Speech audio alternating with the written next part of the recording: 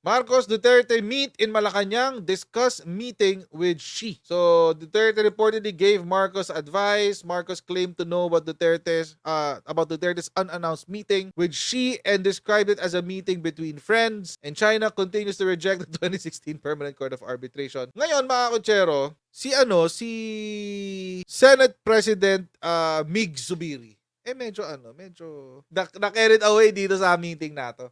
Siyempre, magbibigay po kayo muna tayo sa mga kaibigan natin sa SendWave. Kung kayo po ay nasa US, UK, Canada, Italy, France, Spain, Ireland, and Belgium, ay pwede na po kayo magpadala sa Pilipinas nang wala pong remittance fees sa pamamagitan ni SendWave. Ang gagawin nyo lang mga kutsero na i-download ang SendWave app, gumawa po kayo ng account at i-register yung bank account details at pwede na po kayo magpadala sa GCash, cash pickup sa mga iba't ibang pawn shops at of course bank transfer sa iba't ibang mga bangko sa Pilipinas. At kapag ginamit nyo pa po ang promo code na Coach Jarret, ay pwede pa po kayong makakuha ng additional $20 na libreng credit. Gamitin na po si SendWave mga kutsero for all of your remittance needs. Here's what Rodi Duterte reportedly told Xi in China meeting. So medyo nagkonting spill itong si Mig Zubiri. Ito po yung kanyang sinabi. If we could host a dinner with all the senators to get together with all of them. So a few topics were discussed, but nothing very serious. Nothing very serious. Although he just had come from the meeting with then former President Duterte in Malacanang. So, of course, he was just talking about how the president looked very well, looked quite happy, the former president rather. And that's about it. And basically, what he mentioned to us was during the duration of the President Duterte's meeting with Xi Jinping, the topic of the West Philippine Sea never was brought up. Apparently, it was never, according to the president, casually saying that it was never brought up. It was actually President Duterte who mentioned, according to the president, it was actually President Duterte who mentioned to Xi Jinping that on the issue of the West Philippine Sea, look kindly to the Philippines. That's what, according to the president, what he said. So it was actually the president, former president, who shared his thoughts that China should look kindly to their neighbor in the south of the Philippines. And so that's as far as the topic had gone, and we discussed all other topics. But that's it in terms of the conversation between President Xi Jinping and former President Rodrigo Duterte. Yun lang po yung na-share. Yes, that's the only thing that was shared. Maybe there were other topics that were discussed. It could have been a executive session. So I'm not at liberty to discuss, and the president did not discuss much about it as well. So it was all right. We discussed more about flooding and agriculture, as a matter of fact. Yeah, I'm sure you're going to want to talk about that, especially agriculture, especially rice importation. But when President Rodrigo Duterte, the former president, says, look kindly, sinabi ho ba ni Pangulong Bongbong Marcos kung ano ang sinagot ni President Xi Jinping?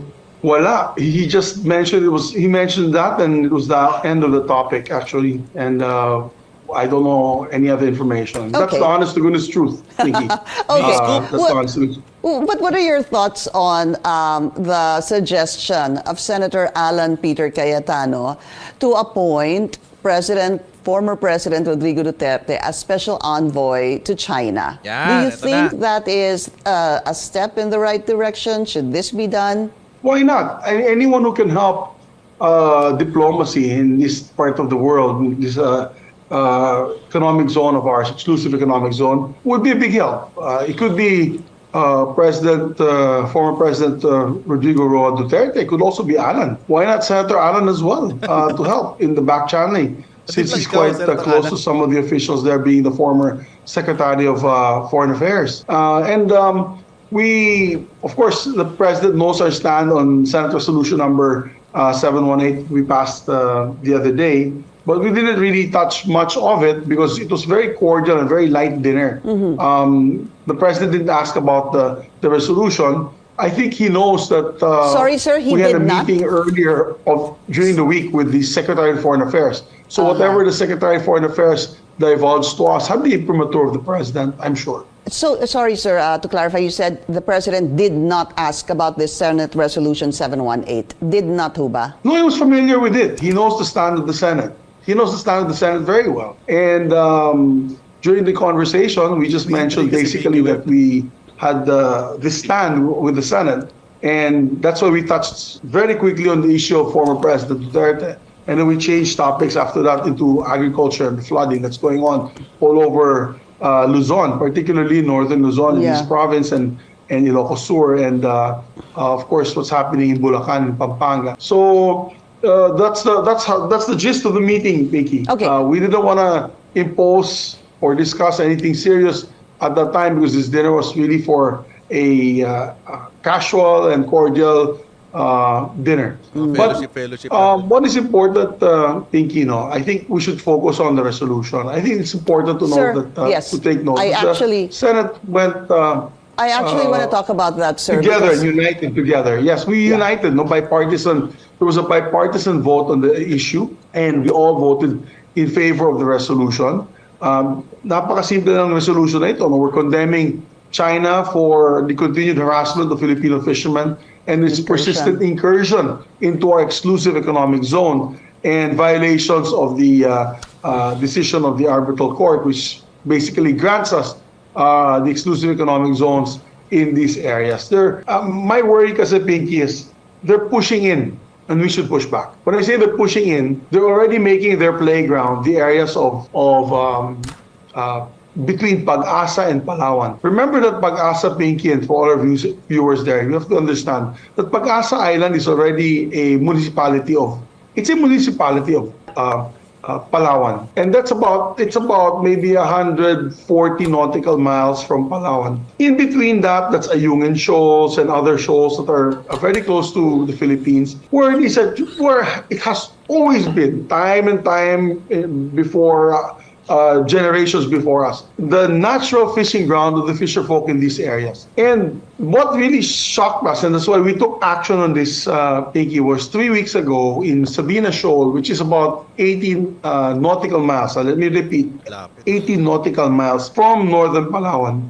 There was a swarm of about 200 ships. 100 ships were militia and part were Navy and Coast Guard boats. And we have the photos to prove it. We've had the information and the documentation to prove it. Why were they lingering there for several weeks? Now, ang punto ko dito, they're only 40 nautical miles from Malampaya. Malampaya, Pinky, that's how close they were to us. And again, 80 nautical miles from the mainland of northern Palawan.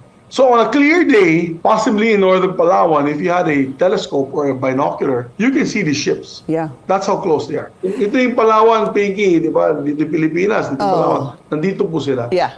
Napakalapit. Ngayon, ang punto namin dyan ay ganito. Ang pinakamalapit na mainland coast of China, which is the Hainan province, which is the island right below the mainland of China, is almost 600 nautical miles. 600 nautical miles, Pinky, from their territory. So I know there's no rhyme nor logic, no rhyme or reason nor logic that will dictate that this area is theirs. Yeah. It's ours. That's why the 9-dash line has to be contested. Yeah. Because And the 9-dash line is ridiculous invalidated. as far as I'm concerned. Yeah. And we have to push back, because if you don't push back, there will be merong suggestion na it started with Cayetano. Ex-President Duterte fit to be special envoy to China. Sabi, if ever we know someone who can go to the highest levels of the Chinese government that the Chinese government trusts and the Filipino trusts, it is President Duterte. But then we have to come out with a strategy that is both comprehensive and that will work in the short and long term. Ito yung sabi ng mga political experts daw. Mahalaga na ma-harness natin yung positive role ni President Duterte sa overall governance ni President Bongbong Marcos. Kailangan mapagtuunan ng pansin ng administrasyon ni Pangulong Ferdinand Marcos Jr. ang papel ni dating Pangulong Rodrigo Duterte hinggil sa umiiral na relasyon ng Pilipinas sa China. Ayon sa political scientist na si Professor Romel Banlawi, sa panahon ni Duterte ipinakita ng pamahalaan na hindi kaaway ang China. Kahit wala na sa pwesto, ipinagpatuloy pa rin ng dating Pangulo ang magandang relasyon nito sa Chinese government at malaya itong nakakapunta doon.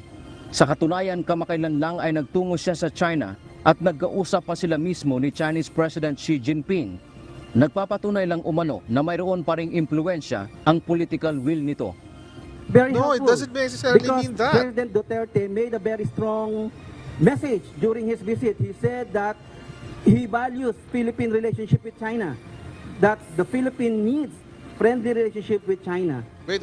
Kaya naman naniniwala si Banlaw that the Philippine message during his visit. President Duterte made a very strong message during his visit. He said that he values Philippine relationship with China, that the Philippines needs friendly relationship with China. Very helpful because President Duterte made a very strong message during his visit. He said that he values Philippine relationship with China, that the Philippines needs friendly relationship with China. Kaya naman naniniwala Well, he used to do that. Nung presidente siya, of course, he's the chief architect of our si Banlawi foreign policies. But so kung before nung nagpunta siya ng China, walang ko-question doon. But now, it's a bit different. This is not a statement for the Filipinos. This is a friendly visit. Maski nga si BBBM yun ang sinabi eh. This is a meeting between friends. This is not a diplomatic visit. So bakit? Hindi ko naiintindihan kung saan nahugot ni Professor Banlawi yun. na maaring gawing mentor o advisor ni Pangulong Marcos Jr. ang dating presidente para sa pakikipag-ugnayan o pakikipag-usap sa China. Napaka-popular ni President Totoo Duterte yan. and he can still throw his political weight around. At pag makukuha natin yung role ni President Duterte in the overall governance of our country, magkakaroon ng katulong si President Bongbong Marcos. Parang mentor siya. Parang ginawa ni Lee Kuan Yew nung nag-exit siya sa Singapore, naging minister mentor pa rin siya. And Duterte can play that mentorship role. Sinabi rin ng political scientist na si Professor Robin Michael Garcia, hindi natuwa ang China sa ginawang paglipat ng pakikipag-usap ng Pilipinas sa Amerika ng what? Marcos administration. China is unhappy with the recent shift of the Philippines towards the United States. And that's why it welcomed President Rodrigo Duterte to Beijing. And President Xi Jinping personally welcomed President Duterte. That's so weird. Pero ito yung, ang weird lang ng statement na sinabi, China got angry, so ang in-invite nila is si President Duterte, si former President Duterte. That's so weird! Dito sa strategy ng Chinese Communist Party, they're pitting Filipinos against Filipinos.